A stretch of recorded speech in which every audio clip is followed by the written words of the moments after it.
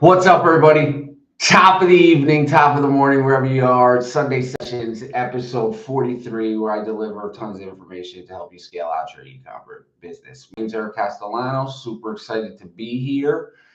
And I hope everybody's enjoying their life, spending time with family, doing what matters. Because the 9 to 5, the day-to-day grind, all of that is awesome. But if you're not enjoying your life, what's the point? What is the point? There is no point. What's up, Nikki? What's up, everybody? So, just to give you a rundown of how this works, you post questions and I answer them. It's very simple. What's up, everybody?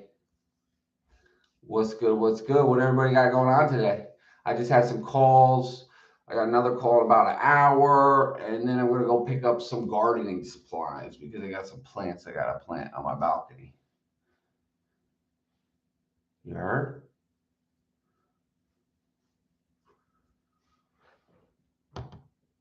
What's up? What's up?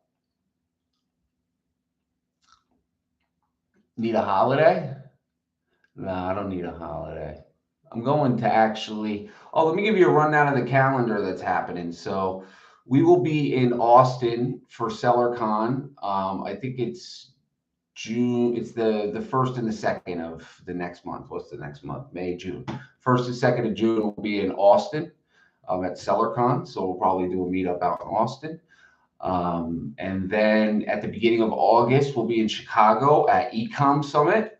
And then at the end of August, we'll be right here in Newark, New Jersey at AMZ United. So those are a few of the events we'll be attending.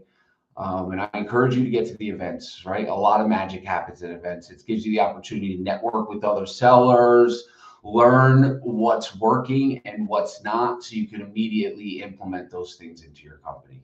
I think networking has attributed to a large percentage of my success, right? Being in the right rooms with the right people and not being afraid to pay to be in those rooms to get next to the right people. I think really that's the level up.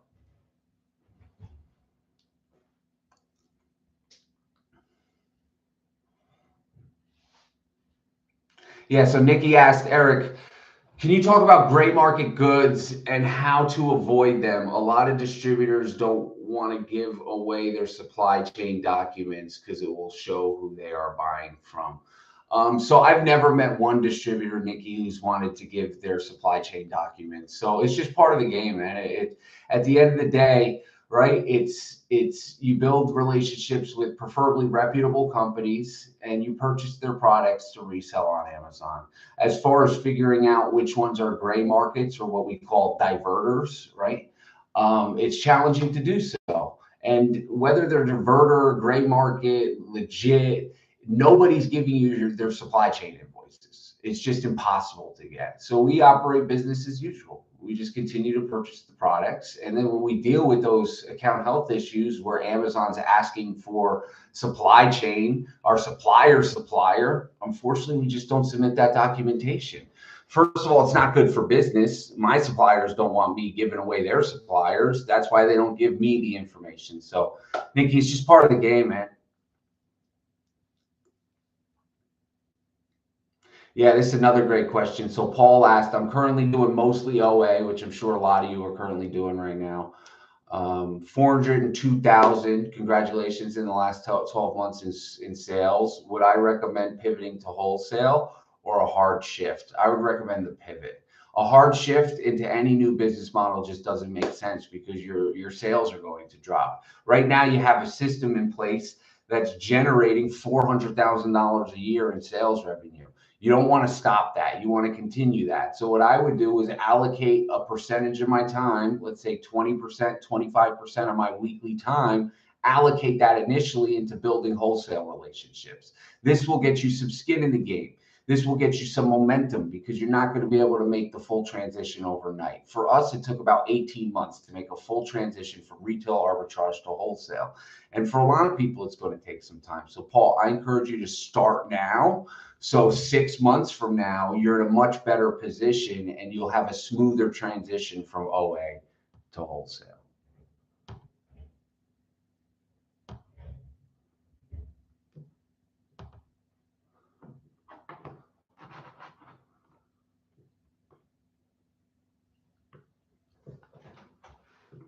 What else we got here? First of all, for anybody just joining, welcome. Ooh.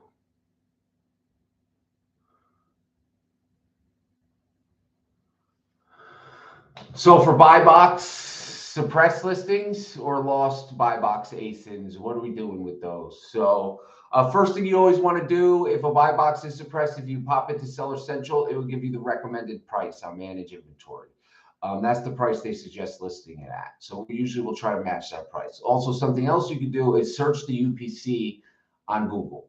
Typically, if a buy box is suppressed, it's because Amazon has found another large marketplace like Walmart or Target selling the same exact product for a cheaper price. So they essentially suppress your buy box. So they're not advertising that product at a higher price on the internet over these other companies. Another reason why the buy box may be suppressed is if you pop into manage inventory and you click edit listing, sometimes there'll be a red box around missing information. And if the ASIN is missing pertinent information, Amazon will suppress it because it's not delivering the customer the information they need to make an educated buying decision. Now, usually we find, and this is a nugget for all of you, we usually find whatever the recommended prices Amazon provides, we can usually get the buy box at 10% over that. So if they are saying you need to be at $15, we'll typically be able to get that buy box unsuppressed at $16.50. So it's something to definitely try.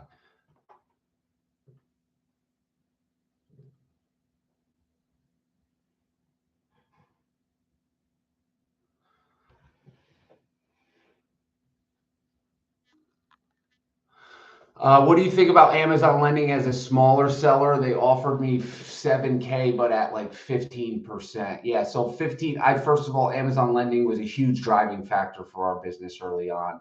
There was a point in time, probably in 2018-19, where they were giving us a couple $1 million a year, which was massive.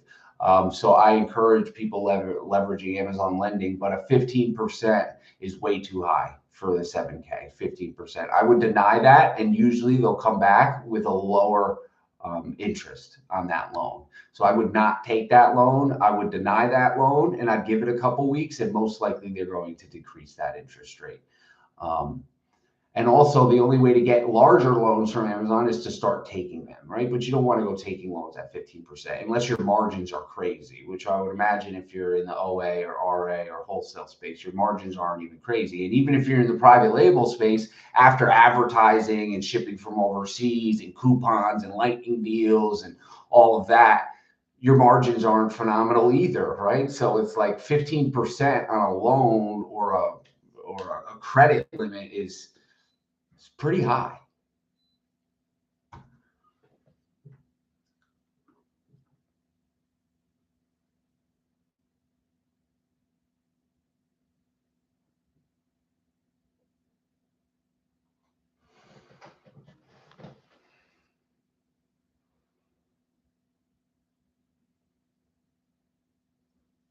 Yeah, Nikki, are you in EsellersRI, man? Because you're asking some phenomenal questions, and literally, like our warehouse structure, we give you the breakdown of, staging, receiving, packing, prepping, like all of that is thoroughly broken down. I don't really think on this call we got the time to really dive into optimizing a warehouse, but I'd love to assist you inside our community 100%.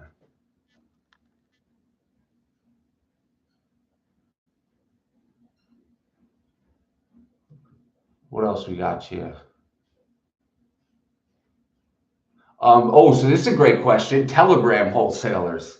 So quick little story, and I do not do any business with Telegram wholesalers. I usually find that newer sellers typically do business with Telegram suppliers because they're having trouble opening wholesale accounts. But here's the thing with Telegram suppliers. Why I don't like them.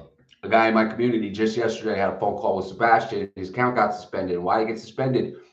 He bought products from a Telegram supplier. Turns out that Telegram supplier was purchasing stolen inventory. There's an article on YouTube. You can search it. I don't remember what it's called, but I think it's $50 million stolen inventory, California. Search that on YouTube. You'll be able to see it, right? But so a lot of these Telegram distributors are getting access to that inventory. And now here's the difference between making a decision to buy from a Telegram distributor and not making a decision. And this is the red flag that they came up for this gentleman, and he completely ignored it. But this Telegram supplier had these blenders at like 25% of what they normally are in any other catalog. So let's say in a normal catalog, they're $100. The Telegram guy was selling them for 25. Instant red flag. No, if anything that's too good to be true usually is, right? If you're buying inventory 75% discount, you got to question a little where that inventory came from. Did it fall off the back of the truck? So this dude got his account suspended. And of course, he told us he did absolutely nothing wrong. And through a phone call, we found out he was buying products from Telegram distributors. Now, I do know a few companies who operate on Telegram, and they're legit, but we don't communicate with them through Telegram. We communicate with them through email. Because the Telegram, this is the last thing before we move on. Telegrams, it's nuts. It's like you get a deal, you literally got to jump on a computer, research it immediately, respond to that Telegram chat to get access to it. Because if you wait 20 minutes, someone else already jumped in and bought it, right? And then also something I don't like is they usually don't share the amount of quantity they have. They'll put an MOQ, right? So let's say they have an MOQ of 100 units, but they have 10,000. You know, so now you buy 100 units, another Amazon seller buys 100 units, another Amazon seller buys 100 units, another Amazon seller buys 100 units. And in 6 weeks, the listing has dropped $20, $30, and it's no longer profitable because this Telegram distributor had thousands and thousands of units. So I personally don't work with any Telegram distributors. Where can you get funds to fund your business? I always recommend starting with credit. First, credit is huge. It will help you build a credit score. And if you have shitty credit, you got to start somewhere, right? You got to open a card, even if it has a lower limit, couple $1,000, start using it, paying it back, and then request a limit increase a couple months down the road so you have access to more capital. So credit is huge. Also, you can take out private bank loans. Amazon lending, which we just discussed, is another option. You can partner up with a business partner who maybe has a cash injection. The only thing it's tough though when you're partnering up with somebody, especially with cash, because usually they just want a percentage of the business and they don't want to put in any of the work. They just want to give you the money. So you definitely got to weigh the pros and the cons of that, because I'm a firm believer. I don't like giving up a percentage of my company unless it's absolutely necessary, like absolutely necessary. Suppressed means that there's no visible buy box on the ASIN. So like when you pop up an ASIN on a phone, there'll be a seller in the buy box, or on a desktop. But if it's suppressed, you actually have to click where it says more offers.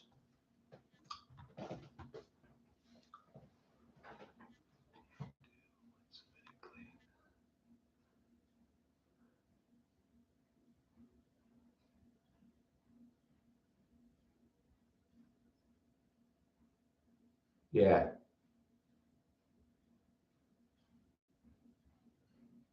What percentage of our ASINs are replenishable? Probably 40%, maybe 40 to 50%, I think. That'd be a good guesstimate. And then the other 60 to 50% is all just new products that we're picking up. And so here's the thing with replenishables, right? People think that because you have a replenishable item, it's something that you're consistently selling year round, right? Also, it's okay. And we just did this yesterday. We have a product right now that's doing about $70,000 in sales revenue a month, and the margins are very high. We're like 28, 30%, you know, so we're making a nice chunk of money on this listing.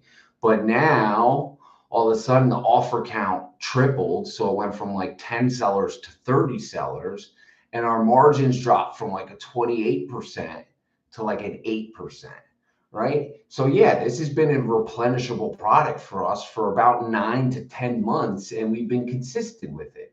But now, based on the landscape of the listing with the increase in sellers, right? So there's a higher supply, which means the price will go down. It's basic economics. We're stepping away from that listing, and it's perfectly okay. We'll check back in 30 days, right? We'll let all the sellers that are doing their competition to the bottom, we'll let them fight it out to the bottom, right? They'll realize they don't want to replenish that inventory anymore because they got murdered on it. And then 30 to 45 days, we'll slide back in on that listing and be back at those high 20% margins. You know, every listing and ASIN on Amazon has a life cycle. It's super important to start exploring these life cycles. Pop open that Keep It chart, right? By default, your Keep It chart should be set at 1 year when you're popping open the listing. But if the listing's been around for 4 or 5 years, pop open the Keep It chart. Look at the flows, the ebbs in the BSR. You'll see it go down and up. You'll see how it affects the price when the BSR changes. You'll also see in that third Keep It chart, when you're analyzing the competition, the offer count will also play a huge role in where the price is going, whether it's going up or down. Usually the higher offer count, the lower the price, right? So it's important to understand these trends in Amazon because every single product on Amazon.com has a trend like this. You know, and if you're able to recognize it, you can catch it on the way up instead of catching it on the way down.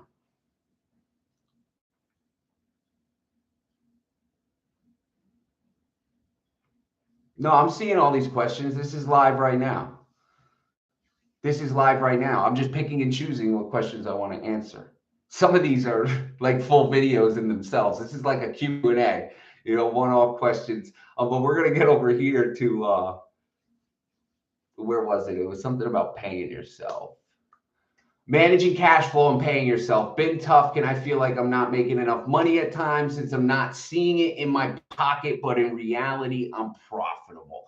So this is what I recommend for Amazon sellers, right? Paying yourself a weekly or bi-weekly salary. Now, in year one, it's going to be very tough to determine what that is because you're just learning the game. The products are just moving.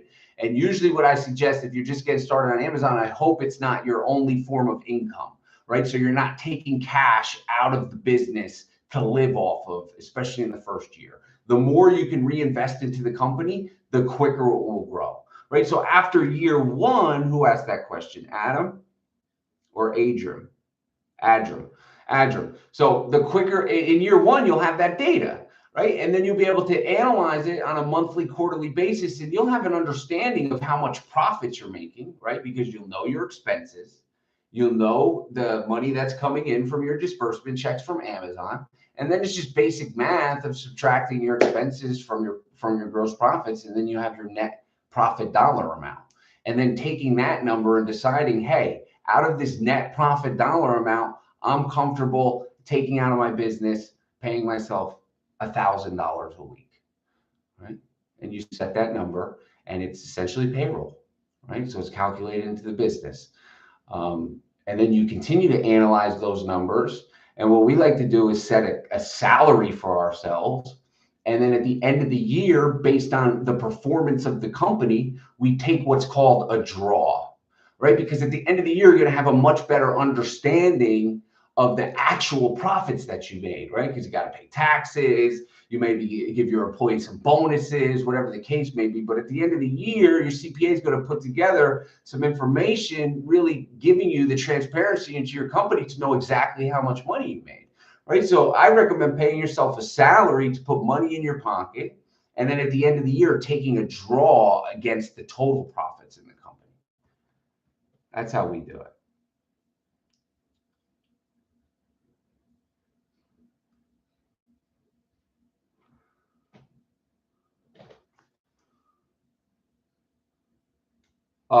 Yeah, Source Correct. Diego asked what Source Correct is. So Source Correct is a software my business partner, Sebastian, who a lot of you know, has been working on for about 2.5 years. Essentially, it's something that just doesn't exist in the marketplace yet. It's the most advanced UPC scraper. It generates your purchase order for you. It instantly creates your listings on Amazon. Right now, we're beta testing 2D barcodes for shipment creation, as well as inventory management. So it's a software that's literally helping. Right now, we have 40 people testing it in beta in our inner circle, and they are loving it. The speed in which they're putting orders together is truly mind blowing. Their accessibility to the products, because it's essentially a cloud, right? It stores all your data. So for example, Scan Unlimited, a lot of you guys are using, or tactical arbitrage, whatever it may be, like none of those are saving any of that data in there. Every time you rescrape a sheet, you have to literally go through the entire thing all over again. But what Source Correct does is it saves all of that data for your company. So we are essentially building a database for you to allow you to continue to leverage growth in your own business. It's next level. It's probably one of the key factors that took us from like 25, 30 million a year to where we are now at like 65.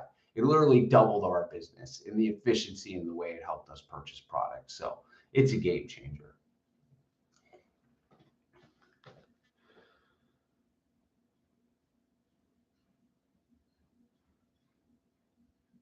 Our listings with good reviews, but no recent sales data. Maybe it has been out of stock for a while. Good opportunity to jump on in past year. Keep it doing great, but just no sellers in a year or so. Yeah, so there could have just been an out of stock issue and sellers weren't able to get it. Usually on a listing like that where I'm a little sure, I'm not going to purchase what it at its rank what it was a year ago. I'm going to do a little test order, maybe get like 24 units and just see how it moves. And then if it moves, I'd double down and reorder and replenish that item.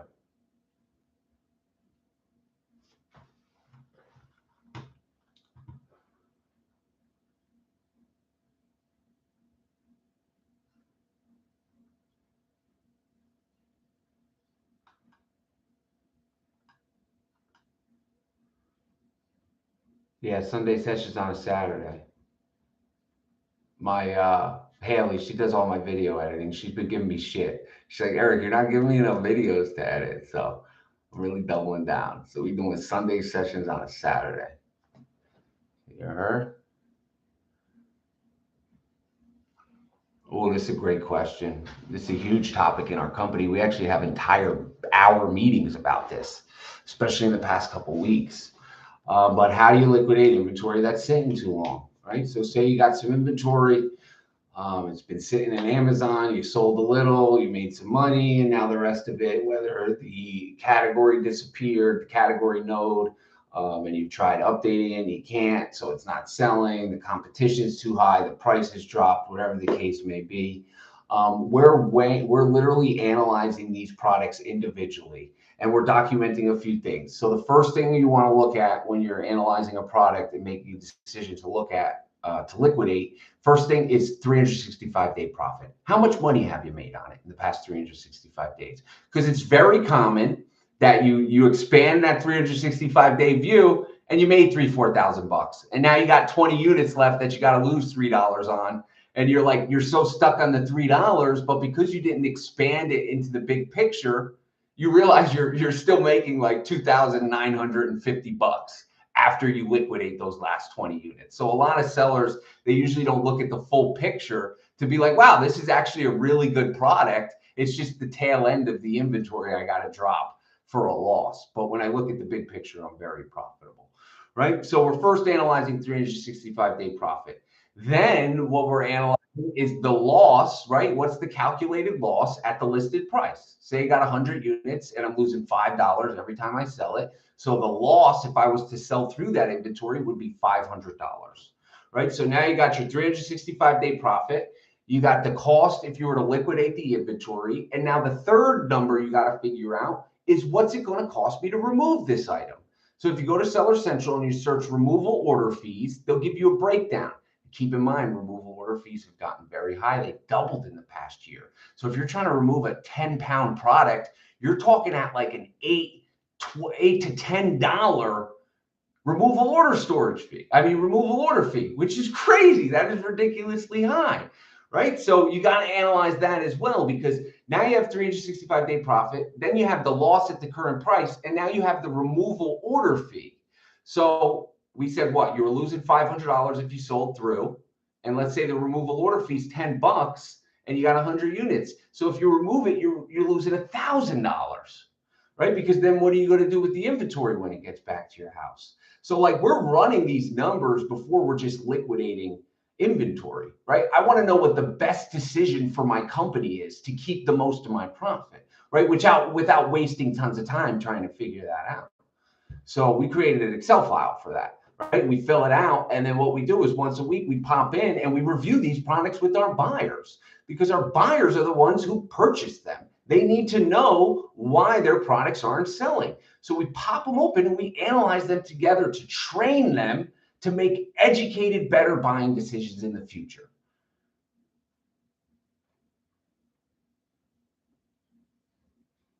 It's usually 5% for buy box eligibility, but it depends also on the selling price, because 5% on a $500 product is what, $25. So a difference of $25 for buy box is pretty large, but 5% on a $20 product is much less. So it really depends on the cost of the product.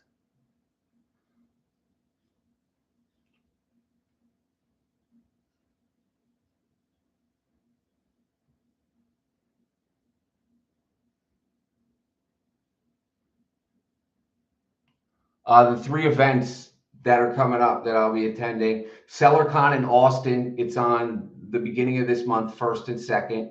We'll be doing some sort of meetup there at a local eatery or something, or maybe at the hotel. At the beginning of August is Ecom Summit in Chicago. This is a brand new event. It's more of an educational, right? So there's some heavy hitter speakers in there. We'll be delivering a ton of information. Me and Sebastian will be there. Norm Ferrer, I think, Vanessa, Hung, a few other people will be there. It's more educational, which is going to be really cool, more intimate. And then at the end of August, and I believe the 30th, is AMZ United, which is Scott Needham, and I think a few other people are putting that together. Yeah, they increased the fees in February. So fee changes are in February, Vinicius.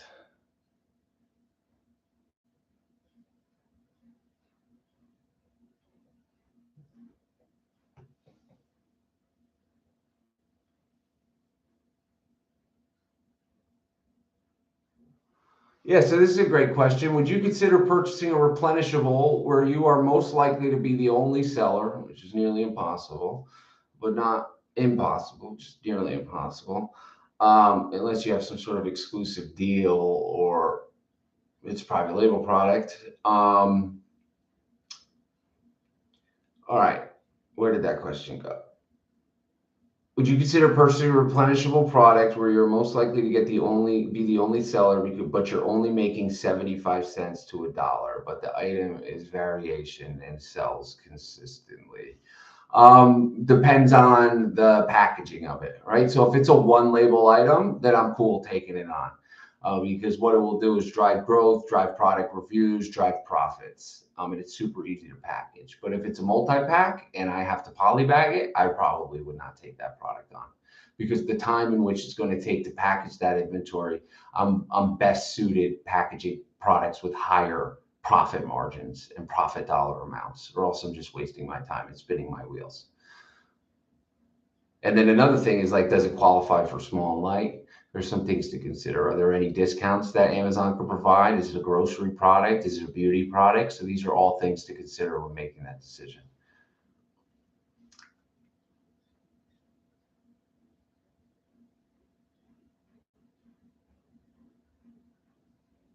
Let's say you send in a bunch of units and the listing gets taken down. What's the game plan, and is it possible to avoid removal fees when relisting on a new ASIN? So if a listing gets taken down, first thing you need to do is figure out why, right? And then see if there's a solution to get it back listed. That's step number 1. If all fails and you cannot get the product on, then unfortunately you'll have to create a removal order. Very rarely I've seen it happen, never with this instance, where Amazon will relabel inventory for a listing that's been removed. Usually they'll only relabel inventory if you maybe sent it with the wrong FN SKU on the shipping side, right? Not after it's been in their warehouse and a listing was removed.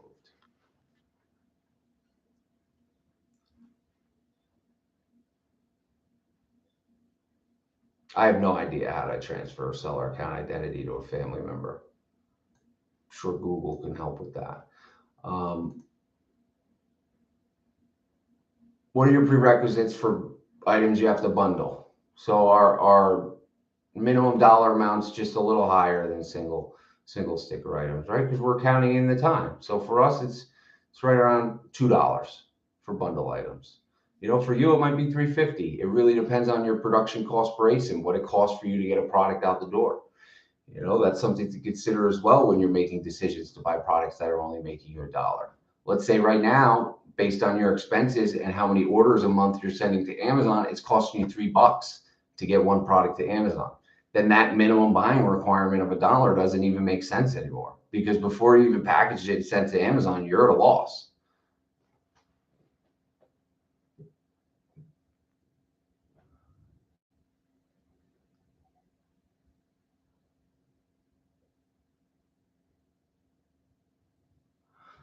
Oh, how many new products do we add every month?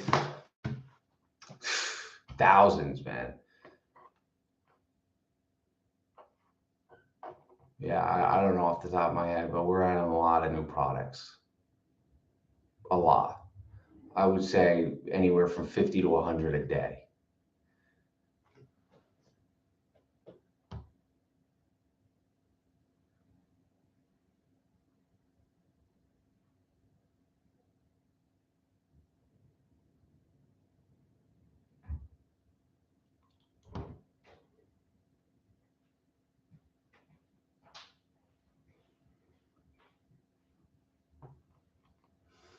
Do I prefer like regular wholesale or closeouts? I definitely prefer just wholesale. We do some closeout purchases. Actually, right before this call, I had a phone call with a gentleman over in the UK, and what did he say he was doing? I got his notes right here. 2.5, first year was a disaster. He's doing like 30K a month, and one of his main suppliers is a closeout distributor. So, you know, they definitely provide products at low prices. The only thing to really consider when you're buying from wholesale liquidation companies is their invoices won't work for any account health issues.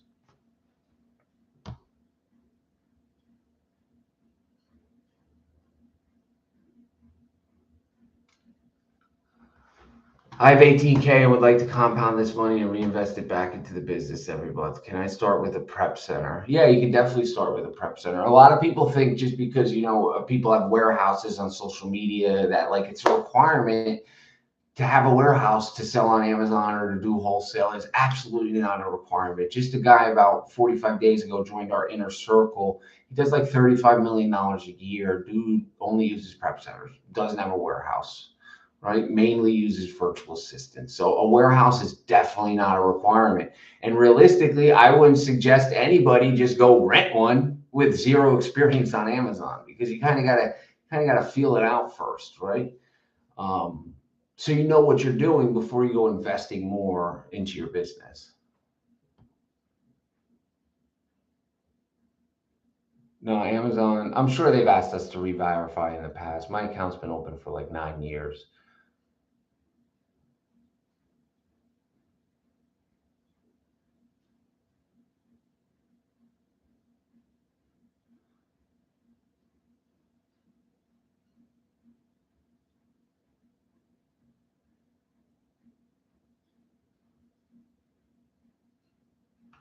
Can we talk about how our program works? Yeah, so three main resources in our community.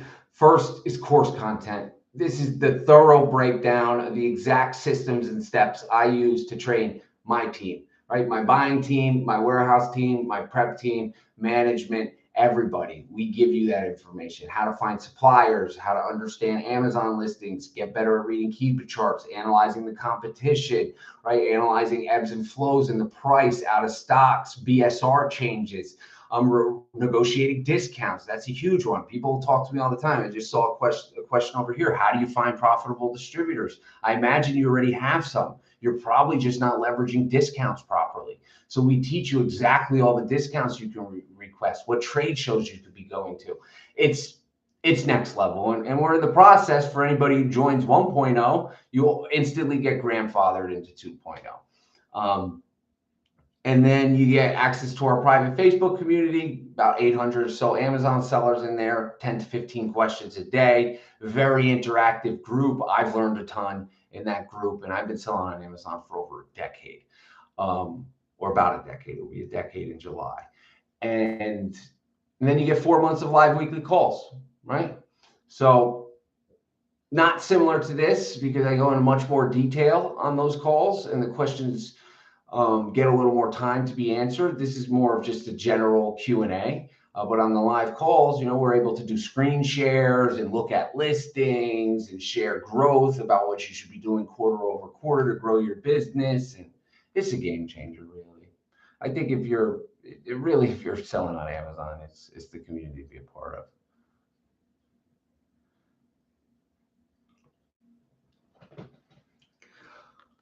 No, we don't buy wholesale from China. If you're buying stuff from China, usually be, manufacturing some sort of private label product. And I've seen websites like that where they offer like Dove products but it's coming from China. That shit ain't going to be real. So I wouldn't even mess with that. Not at all. Yeah, they're recorded, Nikki. They're recorded and time-stamped as well. So you don't got to go watch the whole 2-hour call. You can just zoom through and figure out what you want to watch.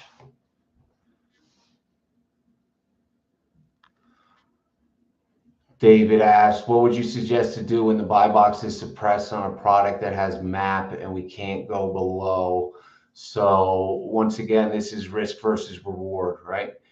You drop the price, you run the risk of the company no longer selling the product to you. But the reward is you get the cash back into your business. Now, you don't drop the price, right? The risk is you sit on the inventory for a long time. The reward is you maintain the relationship with the supplier.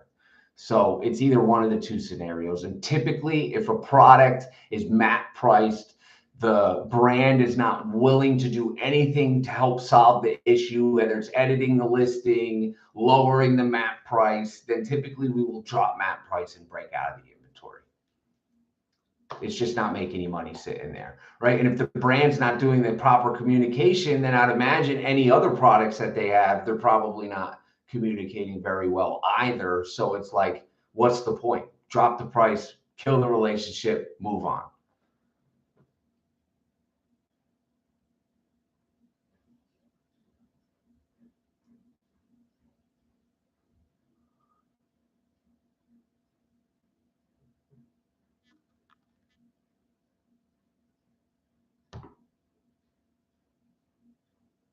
The event in New Jersey, I think is, I want to say it's August 31st.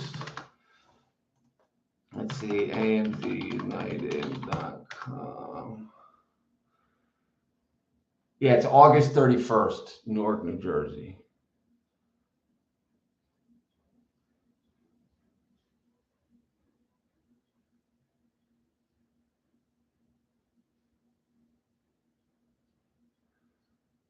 Yeah, it's Scott's event, the Crow.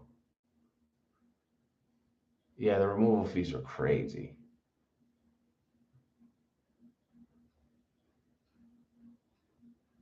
I'll see you, the prep creative.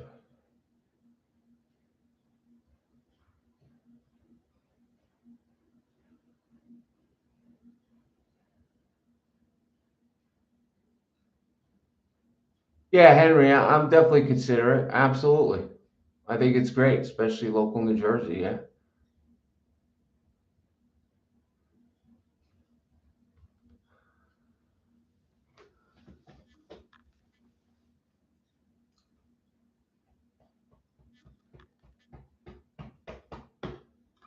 Um, so the coupon strategy, yeah, it's an advertised price, right? That's what it stands for. So with a coupon, you're advertising the price at a lower price point. So technically, it would be violating their map.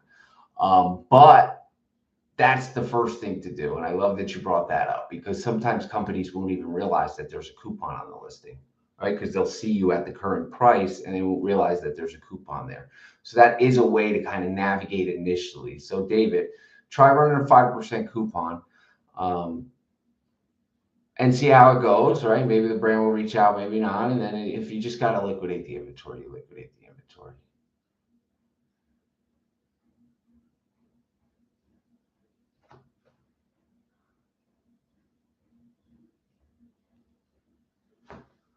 How long did it take you guys to transition from Costco to opening wholesale accounts with brands?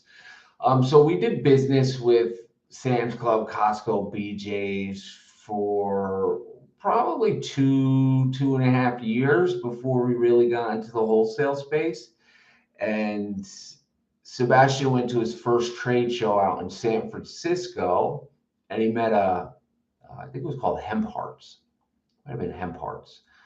Um, he met a brand at the trade show, and he ended up purchasing like a half truckload of these hemp hearts, and it was super exciting for us. And that was really our first introduction into wholesale, was getting that half truckload of hemp hearts. And then from there, we just continued to scale back on the RA and scale into the wholesale. By attending more trade shows, connecting to suppliers through Google, and really building out that supply data sheet. Yeah, Lenny Garcia. That's like 9 questions in a row. You're super eager to join. If you don't join EsellersRI, then there's an issue up here, man, because you just asked like 45 times, can we talk about it?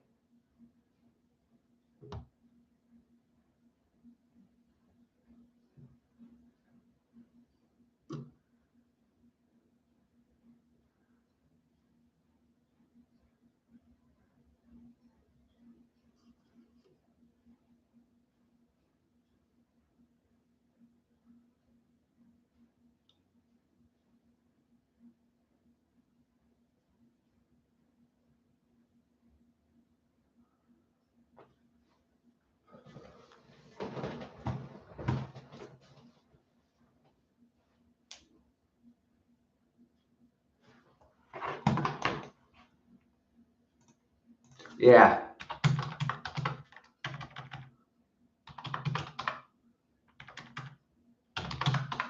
What's everybody got going on today? This is Saturday. Let's see here.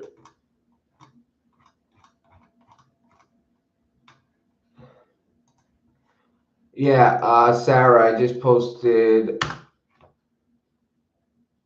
a link to my calendar if you wanted to jump on a one-on-one call. It's over in the private chat in YouTube.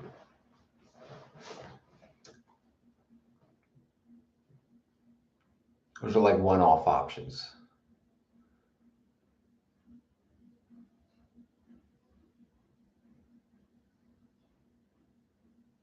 It's $3,000. We also have a 4-month payment plan, Garcia.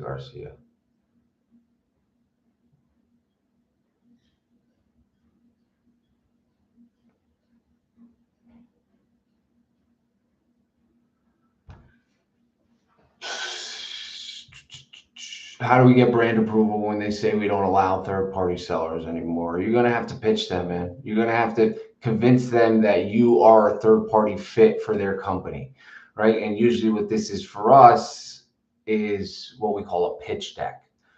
So we put together a pitch deck of things we could help increase on their listings, whether it's images, SEO, bullet points, PPC management, just making sure that the information is accurate, the shipping weight, the size, all of that. So really enhancing their listing, because it's like anybody could reach out and connect and say, hey, I want to sell your products. But what's going to separate you from anybody else? So delivering some sort of value proposition in order to convince them that you're the right fit. And something else I recommend is go to trade shows. Pop into your local, everybody has a convention center probably within a couple hours of them, right? Unless you're maybe in like the middle of Montana. But I'm sure in a big city in Montana, there's probably a convention center, right? So Google local convention centers and start looking for some trade shows to hit up. Even if it's a smaller trade show, go there. It's going to give you the experience. It's going to teach you how to talk to these companies, right? You're going to be able to learn their pain points. It's not always about, and this is an issue that I've dealt with myself. I'm so eager to close the deal that I don't even realize to ask them what they want to do with their brand. What is your vision for your brand on Amazon? Right? And then just shut up and listen to them talk. They're literally going to give you the roadmap to closing their deal by just asking what their vision for the brand is. They're going to tell you exactly what you need to come back with. So opening up that line of communication is massive.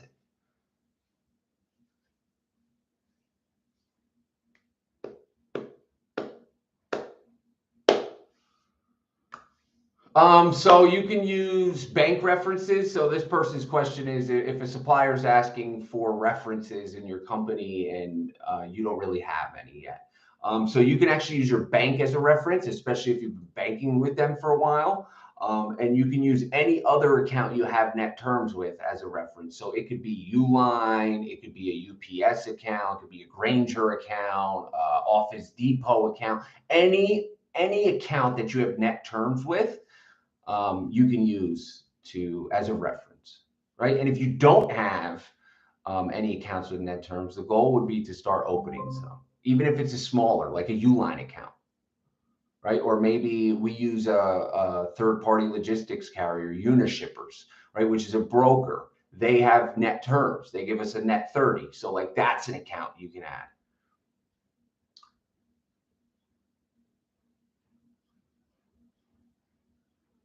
Hey, Eric, how you doing? After 30 minutes, we have Zoom. Am I correct? What do you mean?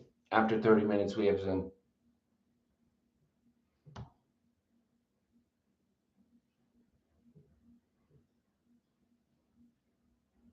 No, the event in New Jersey is open to the public. This is a great one. I'm going to read this email I got. It says, howdy there. It says, hi door here. I don't know what it says. Sorry for the unwanted message. Instantly worst way to start off an email. Like, I don't even want to read it anymore, but because I'm live, I'm going to read it. Sorry for the unwanted message. I'm a professional drop shipper and FBA wholesale service provider at the Amazon Marketplace. We provide complete Amazon storefront management services since 2019 based on profit split. We can make 5 to 10K monthly profit based on the investment. We are also managing Walmart, eBay, and Shopify. We do all these things for you, and you don't need to do a single thing. Please let me know if you're interested to start this business with us. Yeah, no, not interested. Delete. Immediately delete. Immediately no. Immediately no.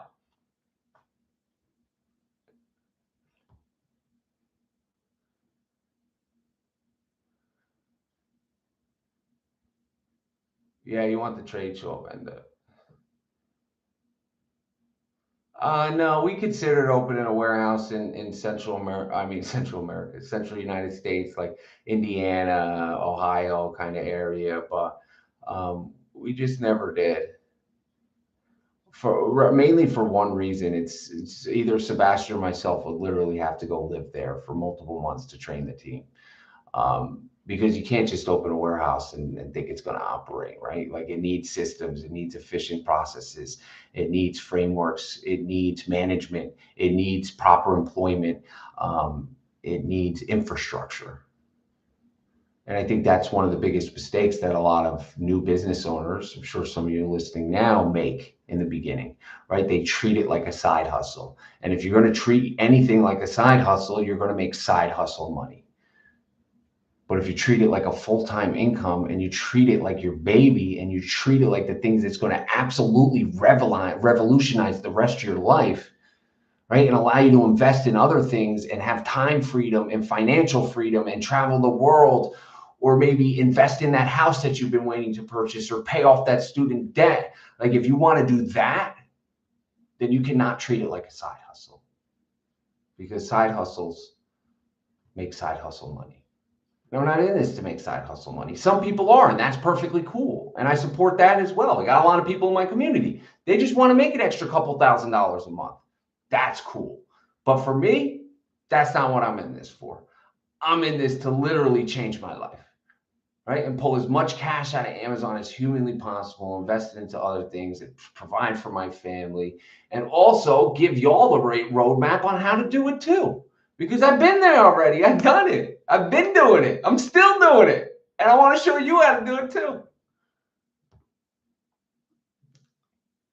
Yeah, we own the software. Sebastian developed it.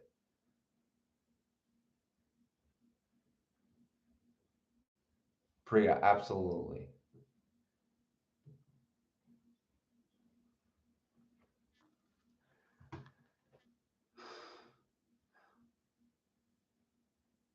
Pharma packs. So yeah, pharma packs, they're just liquidating inventory. You'll see them still around. But actually, let's pop them up. Let's pop them up. Let's see where they are. EsellersRatings.com. Let's do pharma packs.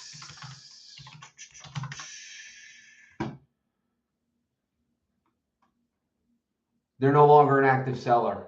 It says they're officially gone from Amazon, unless they change their name.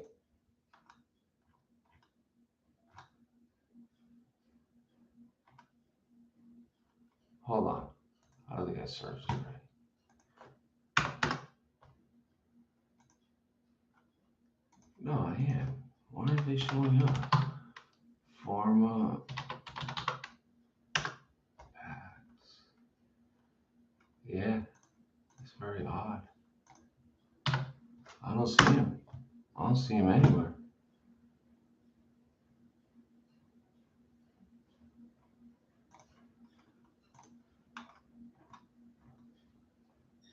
Oh no, here they are. Oh no, that's not them.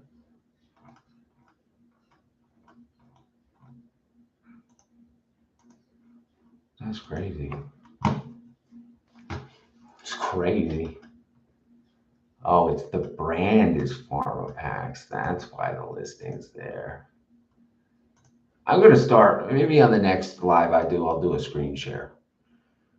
Right? We'll dive into some listings together. How does that sound for everybody? I think that would be really cool. Give me a fire emoji if you'd like to see that. And maybe something you can even do is like, you submit your ASINs before it, right? Before I go live, I'll put a Q&A on Instagram. You submit your ASINs, and then we'll do a fucking live review of them. I think that would be really cool. But yeah, I don't see pharma packs anywhere on Amazon anymore.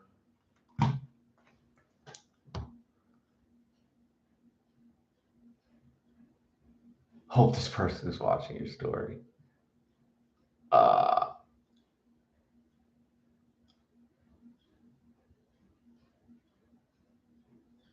Heading to the Sweets and Snacks Expo this week in Chicago. Awesome, Miguel. Excited you're making it out there. What's something to look into besides closing accounts with suppliers and deals?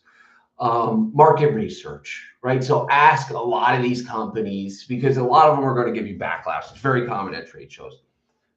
You're going to introduce yourself. You're going to get to talking. Somehow it's going to come up that you're in e-commerce, and they're instantly going to shy away from you, right? But the goal is to engage them. And similar to what I talked about a few minutes ago, ask them questions, right? You need to pinpoint the reason why they don't like you. Usually it's because of a few things. One, they've had a very poor experience with another third-party seller that's ruined their perspective on Amazon. You can change that. That's not impossible. Two, they're currently selling their products on Amazon themselves, or Amazon is selling their products on Amazon themselves through 1P, right? 1P direct, vendor direct. Now, this doesn't mean it's impossible to close them. Vendor direct has terrible net terms. They deal with the same customer support we deal with. They have little management over pricing control, if any, right? Amazon, they're at the helm of Amazon. So whatever Amazon wants to do, they have to do. So that's another reason you need to ask those questions, so you know what you need to come back with. And then the third reason is maybe they're already working with some third-party Amazon sellers. So if they're working with some third-party Amazon sellers, is one thing that I've learned over the past 10 years of doing this is Amazon sellers are going to fuck up. They're going to make mistakes, and sellers are going to drop them. I've been dropped. I used to manage a $3 million account called Cello Wisps. It's now just Wisps, but they dropped me. They went with a separate third-party seller who was more of a health food seller specifically. They only carried health foods. So they dropped us and we lost a $3 million a year account, right? So it's like prying and asking these questions to get this information. You're going to leave there with a lot of knowledge of what you can deliver to these brands to help close those accounts. Now, Sweets and Snacks Expo, it's a little tougher to close accounts on the spot. It's more about gaining the intel and then getting on a follow-up call with them, really about the process and how you're their preferred third-party partner. And also do your research before, man. Pop into that vendor directory, pop into it, explore it, and create a roadmap for yourself, right? Like, hey, I'm getting here on this day and this is where I'm starting. These are the 15 booths that I definitely have to go see. Navigate, hit all those 15 booths. And then after that, you kind of got some freestyling to do.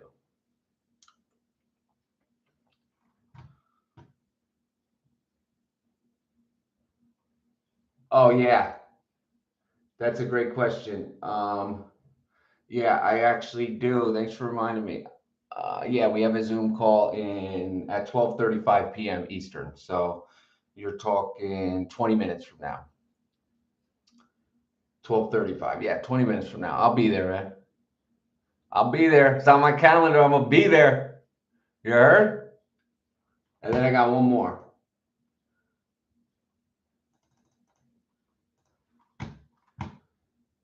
Let me see. Oh, Quebec. Okay. Okay. Okay.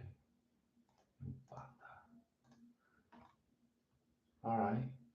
Newer seller, researching profitable distributors, new to Amazon, free to get started. All right. What else we got here?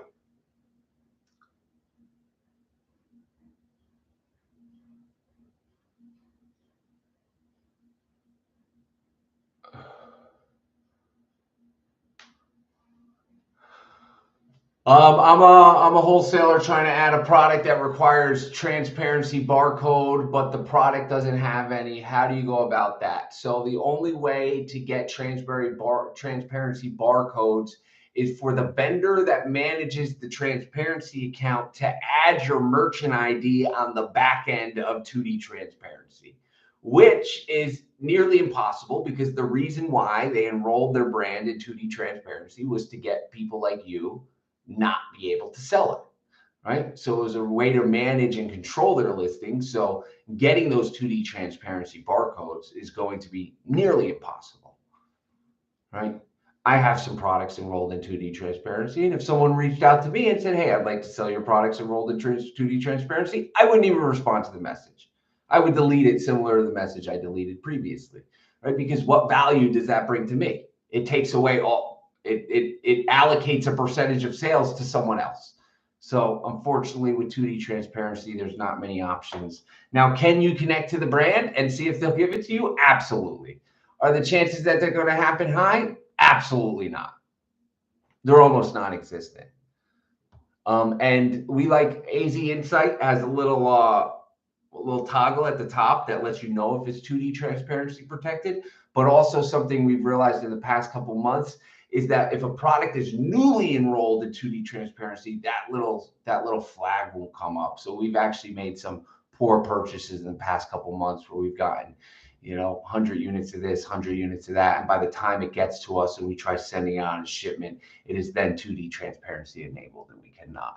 And that's just part of the business. It's a cost of doing business. And that's another reason why product research is super important.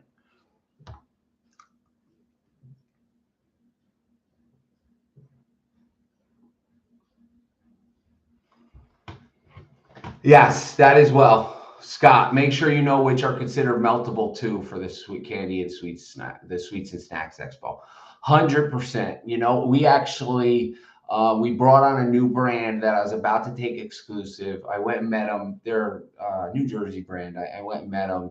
This was actually probably about a year ago. Had a phenomenal conversation with the brand. The goal was to get Amazon Lit to be their exclusive seller on Amazon, right? So I said, all right, the way most relationships start off, it's not exclusive from the rip. You just place some orders, you build a relationship, you feel out each other through the process. So we placed an order, it's like 4 or 5 thousand bucks. First order sold really well. Second order sold really well.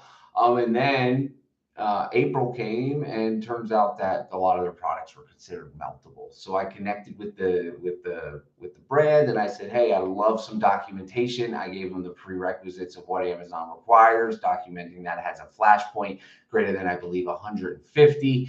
And they told me that they cannot provide that documentation because their products do not have a flash point greater than that number. So, here I am. Thinking that this is a brand we're going to be able to take exclusive. And then they tell me, hey, if you want the exclusive, you're going to have to sell these FBM to the summer months. And that's just not something we want to deal with as a company for two reasons. One, we don't do any FBM. We used to do a lot. We don't do any. And two, I don't want to deal with any customer returns or complaints for melted products on their doorsteps. So it's definitely something to consider. I mean, yeah, I'm sure I'll stop Amazon one day. I don't see it in my foreseeable future, though. They are still selling? That's interesting. Oh, it's Pharma Packs with an underscore?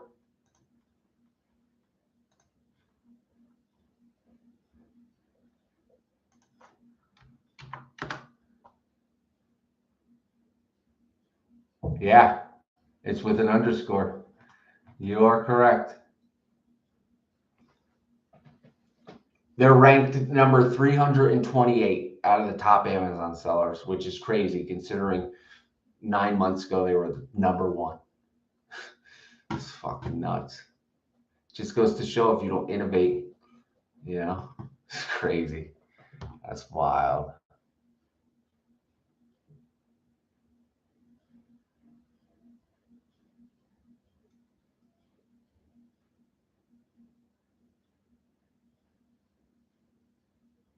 We do not do FBA in Canada and Mexico. We turned off Canada and Mexico only because we get a lot of account health violations in those other countries.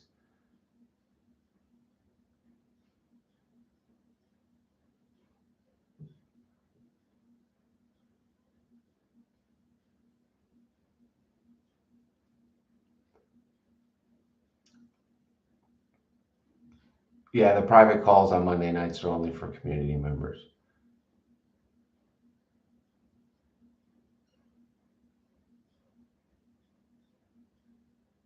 Amazon doesn't actually apply the 2D barcodes. Um, it's either in-house printing, meaning the third-party seller or the brand provides the 2D barcodes, or it's called I think it's an ISP, something, or ESP, external service provider, um, which is essentially a middleman who would provide the 2D barcodes. Or you can get them printed directly on the package from the manufacturer.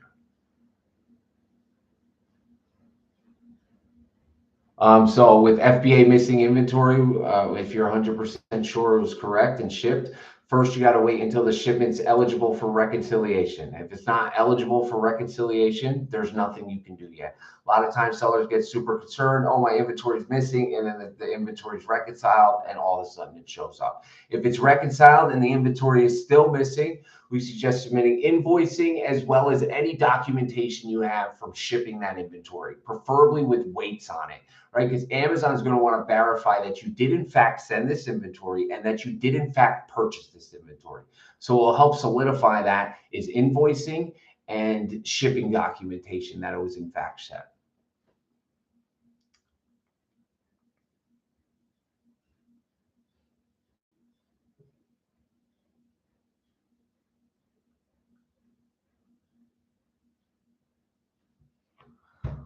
So the products that we do have that we can't send in due to the transparency, we'll see if there's a vendor return, right? If we can return it, if the solution or if the problem was figured out immediately. Most of our vendors have like a 72 discrepancy window. So if it's over that, usually we won't. And then we make a decision to either liquidate it through a donation or sell it at the flea market, sell it to employees, really whatever we got to do to get rid of it. But keep in mind, you're not going to get 100% of the value out of that. All right, I'm going to answer one or two more questions and then I got to go. I got to call in a couple minutes.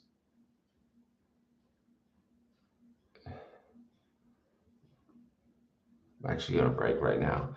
Awesome, everybody. This has been an honor and privilege. I love spending my time with you and just really, providing insights. And I hope you got some sort of piece of information, any nugget that you can implement into your company. Right? These calls they're really all over the place. Right? It's whatever questions you have, we're going through. But I appreciate your time. I hope everybody has a safe and healthy weekend. And I look forward to seeing some of you at some of these events coming up. Just for a quick little breakdown,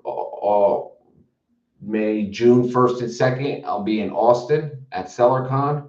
August 1st and 2nd, I'll be at Ecom Summit in Chicago. And then August 31st, I will be at